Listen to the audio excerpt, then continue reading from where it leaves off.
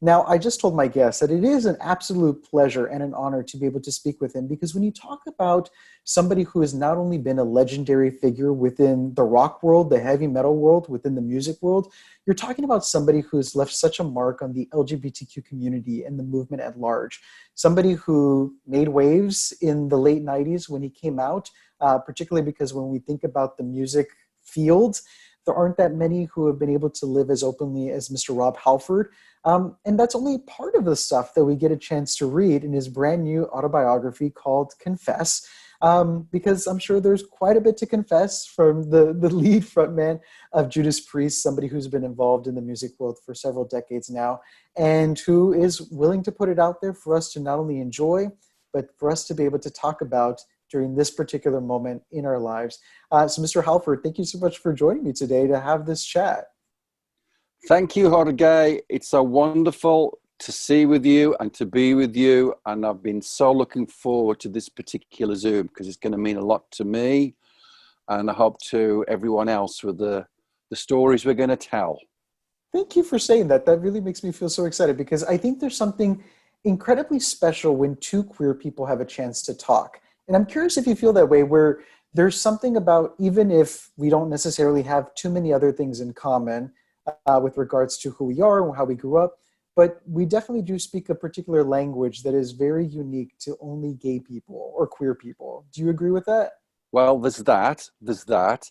And mostly, I feel that all of us have a similar journey that we've taken in our sexual identity and the challenges that we had to go through, and the beautiful moment when we learn to love ourselves.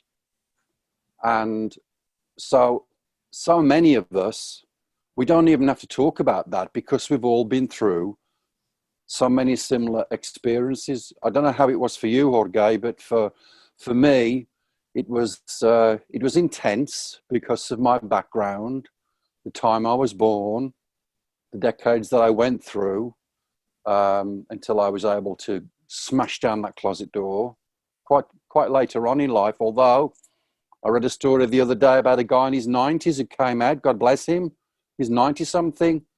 It's wonderful. Doesn't matter where you are, how old you are, whatever. Smash that closet door down. So yes, Xorje, there are very similar parallels in all of our lives in the LGBTQ community. I feel like there's something very also honest and truthful about being involved in music, because as somebody who's a fan, as somebody who's been consuming music, not only Judas Priest music for quite some time, but music as a whole, you really start to identify with the people that you're hearing from. And whether that is because of certain lived experiences or because you understand that the person you're hearing from is really doing what they've been, whether if you believe God brought them to do it or some other being, like that this is part, as you mentioned, your journey. Do you get a chance to talk to fans often about that particular connection that they've been able to develop with you, either because of the music, because of queerness, because of anything that they feel is so specific to who you are as a person? I get beautiful messages all the time. Some of them very simple on my social media.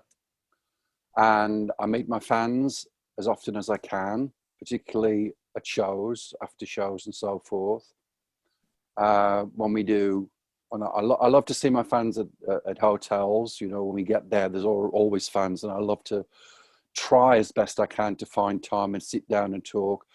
And it's just beautiful because the messages are the same wherever I go around the world. You know, there's this beautiful connection and love for each other because of who we are and because of what we have gone through, and some of us are still going through. But music, the thing about music is its pureness, its honesty, whether it's dance music or heavy metal music, all music has to convey and connect through honesty and the truth, because that's what you're feeling when you write music. It's a direct message of communication from you as a person through the art that is your music. And it's real, and it's full of power, and it's full of passion, and it's full of beautiful things. And so I utilize that music all those years I was in the closet. And particularly in the heavy metal world, which, as you know, is a pretty strong place in music. But of course, the heavy metal community has always been all embracing, all inclusive, unconditional. And so this is one of the great parts of being an artist in music, is the truth and the honesty. Would you say that it is because you've held yourself to that standard of being honest and truthful in your music that you were able to relay that to doing this for this book, and kind of not having any filters up and allowing yourself to talk about certain things that could be painful, but other things that could be incredibly joyous? You know, I masked a lot of my person through my abuse of alcohol and drugs because I'm an addict. And as soon as I became sober, and I've been clean sober now for about 36 years, I think, this year. Not that that matters, because it's now that matters, not yesterday or tomorrow. It's now that matters. I realized that as much as my truth and honesty was coming out in my music, I was still being a person that was full of deception, because I was having to lie and cover up things about my drinking and my drugging, as well as my sexuality for so many years. All of that was a mask. It was a crutch, you know. So to be able to get into this clean and sober place, now I can, it's all truth. It's all honest. I'm not afraid of anything. Fear is in your head. Fear is an imagination. Fear is an emotion.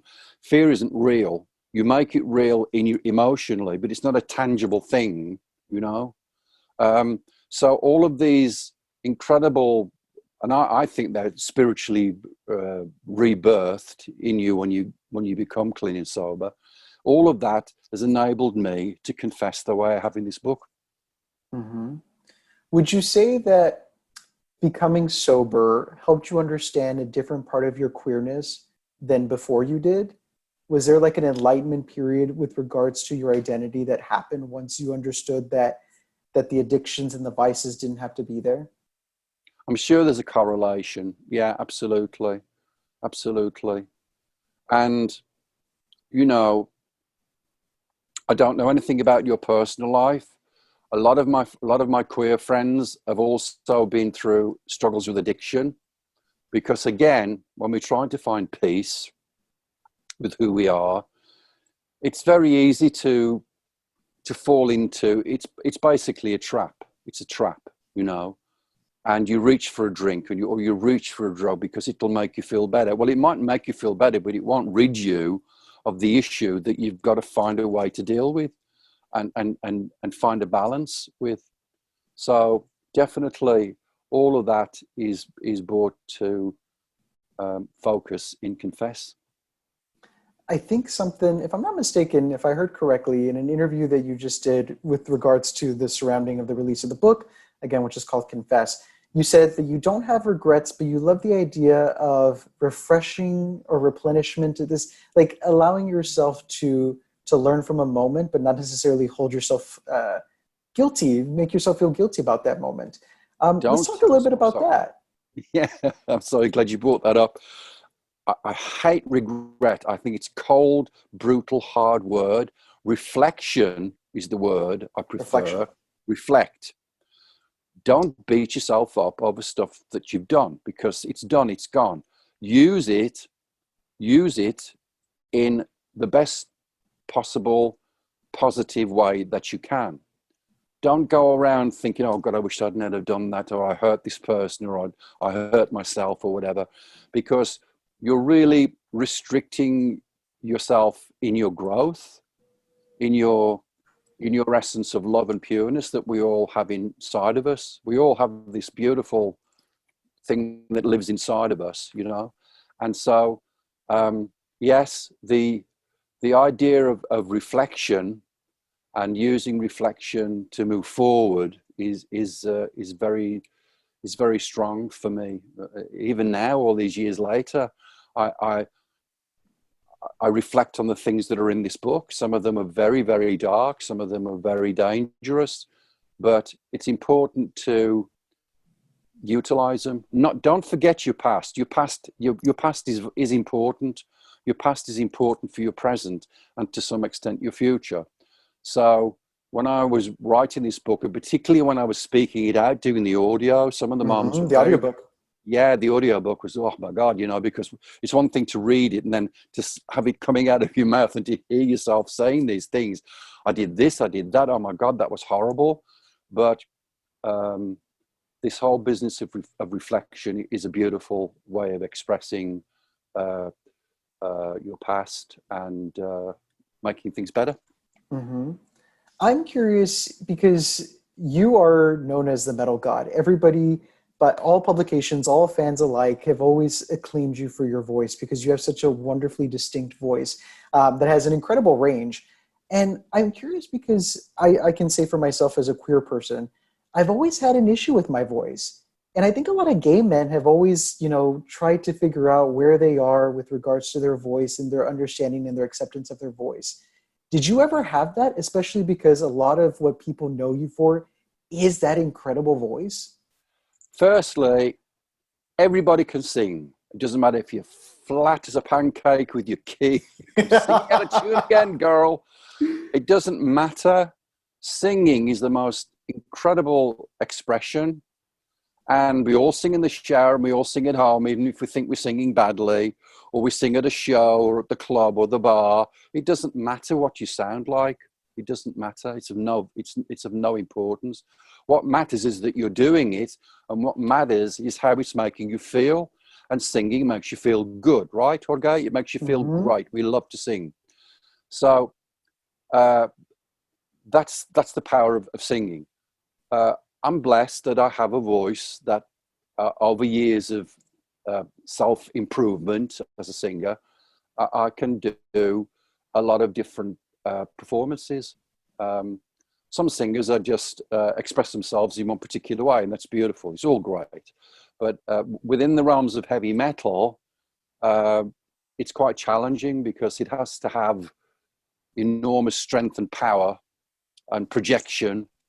But equally, we have these very beautiful, lucid moments. And if you look at the rich history of Judas Priest's many, many albums and hundreds of songs, you'll see the opportunities that I've had. I've been blessed with these beautiful opportunities to sing and use my voice in so many ways.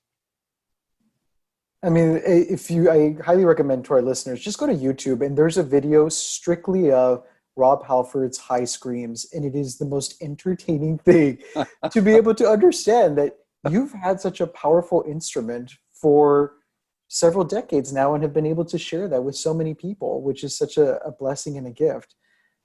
When you think about the book itself, the book again is called Confess. Would you say that you wrote the book for yourself? You wrote the book for your younger self, especially when you're thinking about all the things and reflecting on these particular moments? Or did you really write it for the fans out there who have been a Rob Halford fan for as long as they can remember? Or is it a combination of everything? Little bit of everything, Xorje. Here's the deal. Inevitably, there would have, and there still may be, the unauthorized memoir of Rob Halford, the unauthorized autobiography. And as attractive as that might be to some people, I've always felt that if you can get the true source of the stories and the messages in the book, then the connection is more valid in so many ways. So that was partly the reason for doing it. And I really feel, again, that, we share so much together. I don't know you personally, Xorje, but I'm sure we could sit down and have a cup of tea and we could tell stories that, oh my God, you did that happened to me, or that happened to my friend. So again, it's all of this type of connectivity that draws us together as people. And let's face it, we love to gossip. We've been gossiping around we've been gossiping around the campfire since the cavemen, you know, the ancient gay cavemen. We were all having a gossip, you know, and so there's a lot of fun in this book. There's a lot of cool anecdotes. There are some strong stories and messages, and I just felt that I wanted to do it. I just felt that, you know, personally, I still don't know what value it has, but I just wanted to get this out of my system. I've been expressing myself as a musician for so long now. So much like I write my music, this is how I first, for the first time and possibly the last time, I've decided to show myself in the written sense in a book. Well, I know you have to run, but I do have to ask this one question, because how can I not ask the metal god himself what your gay anthem is? My gay anthem? Yes. What is the song that if Pride were to be this time of year, what song would you be singing to? Well, it's got to be Born This Way by Gorgeous Gaga. But one of my first anthems was a great song, and I can't remember the exact decade, but there was a guy called Tom Robinson from the UK who had this song, Sing If You're Glad to Be Gay. And everybody was singing it. Everybody. Google that song, Sing If You're Glad to Be Gay, Sing If You're Happy That Way. He was a tremendous, well, still is, a tremendous musician and a great force for queer people. So those are two of them. Don't get me started on the YMCA or stuff. But I think Gaga's in the lead at the moment with the beautiful words of that song, Born This Way, because that's what we were. We were born this way. It wasn't a choice. You wake up and go, oh, today I'll be gay. God made us gay. Get over it.